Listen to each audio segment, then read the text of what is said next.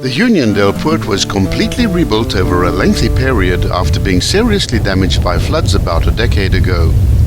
Today one can enjoy this lovely scenic drive through the Poort on a beautifully engineered and modern tarred road, taking in the stunning rock formations and some waterfalls if you're lucky enough to drive it after or during good rain.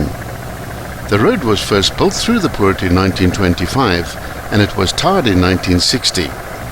It carries the secondary name of Queen Street. The major reconstruction took place between 2007 and 2010, during which phase traffic was routed to Uniondale via the Potjesberg Pass on the N9. We filmed this pass from north to south.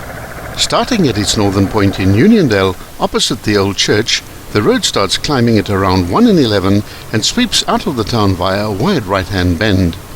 A large bus shelter is passed on the left-hand side and suddenly you're in open veld. Next up is a left-hand initiated S-bend with fairly easy arcs with some minor cuttings on the left. A second S-bend follows, this time turning first right and then left. The Karoo town of Uniondale lies at the northern end of the Poort in a surprisingly green valley surrounded by the Kamanassi and Koga mountains. The town has become quite famous for its resident ghost.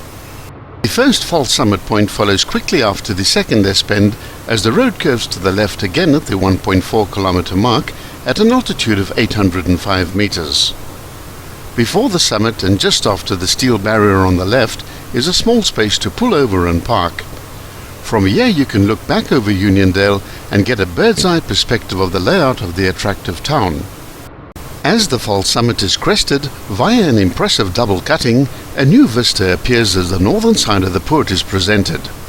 The Poort River itself sweeps away to the east, and if you look to your left, you'll be able to see the original road with perfect examples of stone dry-packed retaining walls. As the road drops down towards the river in the Poort, via a gentle S-bend, there are some almost vertical cuttings on the right-hand side. These cuttings are almost 10 meters high and the hard rock type must have used up lots of dynamite and much drilling. The more vertical the cutting, the harder the rock type. There are a total of 34 bends, corners and curves along the Poort, so keep your speed down, not only in the interests of safety, but it will offer you the opportunity to marvel at the stunning scenery. The Poort narrows perceptibly from this point as the full width is occupied by the river and the road. To ensure sufficient space, the road engineers blasted vertical cuttings out of the hard rock face at various points along the Poort. The containment of the river borders on being a work of art.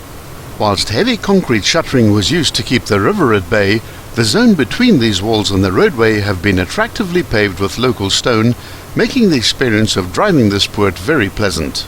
As small as what this river appears in dry weather, it becomes a raging torrent during heavy rain and has destroyed this road on more than one occasion. If you get to drive the Poort during rainy weather, you'll be treated to the sight of several small waterfalls. Up until the 3.8 kilometer point, the road remains just above the level of the river, but from this point the road starts climbing gently. The climb is via a triple set of light S-curves, with the road remaining on the western side of the river.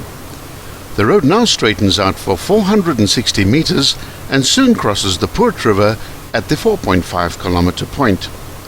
This bridge is your indicator that you just passed the halfway point on the Poort.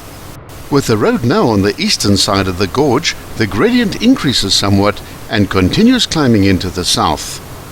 The town of Uniondale was planned in 1856 by surveyors Melville and Garcia. Mr. Garcia's fame precedes him, as the Garcia's Pass near Riversdale was named after him. There's plenty to see and do in the town, including 7 national monuments, restaurants, guest houses, coffee shops, an art gallery, an old fort, and a theatre which is open on weekends, and of course it's well known for mountain biking, being the starting point for the annual Karoo to Coast MTB race. The town is also well known for its excellent boys' high school and boarding school. In the 1800s, it was a thriving community specializing in ox wagon construction, but today's residents farm mainly with sheep, goats, seeds and apples. Visit here in midwinter and experience real Karoo hospitality with icy nights and crystal clear starry skies in front of a big log fire, listening to the local ghost stories. Near the upper end of the Poort, The De Hoop River is crossed at the 6,5 kilometer mark. This is a smaller tributary of the main river. There's one more S-bend to negotiate, separated in its middle by a long straight, all the while ascending steadily. The Poort ends at an intersection at the apex of the last right-hand bend at an altitude of 886 meters, which is the true summit at the 7.5 kilometer mark.